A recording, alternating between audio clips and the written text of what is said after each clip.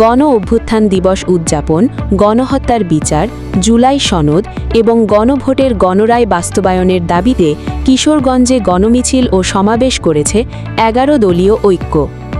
বুধবার ৫ই অগস্ট বিকেলে ঐতিহাসিক শহীদী মসজিদ চত্বর থেকে গণমিছিলটি শুরু হয়ে শহরের প্রধান প্রধান সড়ক প্রদক্ষিণ শেষে বড়বাজার এলাকায় সংক্ষিপ্ত সমাবেশের মাধ্যমে শেষ হয়।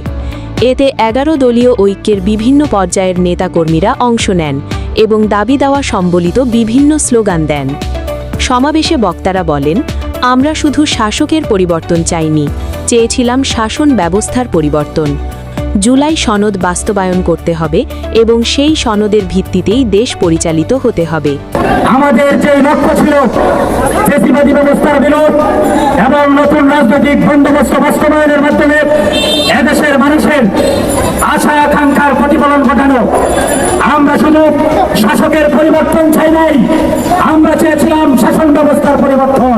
৩২ জুলাই জামাত শিবিরকে নিষিদ্ধ ঘোষণা করা হয়েছিল, এরপরে ৩৬ জুলাই তারাই নিষিদ্ধ হলো। জুলাই সনদ বাস্তবায়ন হবে, জুলাই সনদের ভিত্তিতে বাংলাদেশ পরিচালিত হবে।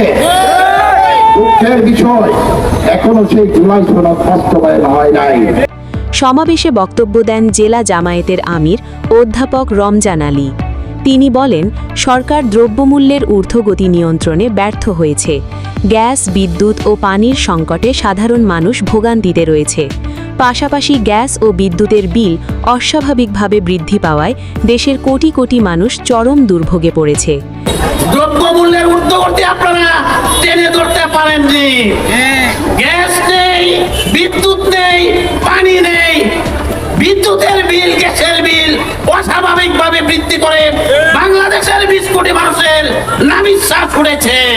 জনগণের অধিকার প্রতিষ্ঠা, দ্রব্যমূল্য নিয়ন্ত্রণ এবং গ্যাস, বিদ্যুৎ ও পানির সংকট নিরসনের দাবিতে যে আন্দোলন শুরু হয়েছে তা আগামী দিনেও অব্যাহত থাকবে। জনগণের অধিকার প্রতিষ্ঠার জন্য, দ্রব্যমূল্যের ঊর্ধ্বগতি রোধ করার জন্য, গ্যাস, বিদ্যুৎ, পানির ব্যবস্থা যেন সরকার করে তার জন্য রাজপথে যে আন্দোলন শুরু হয়েছে, এই আন্দোলনে আগামী দিনে এই সরকারের পতনের কারণ হয়ে যাবে ইনশাআল্লাহ।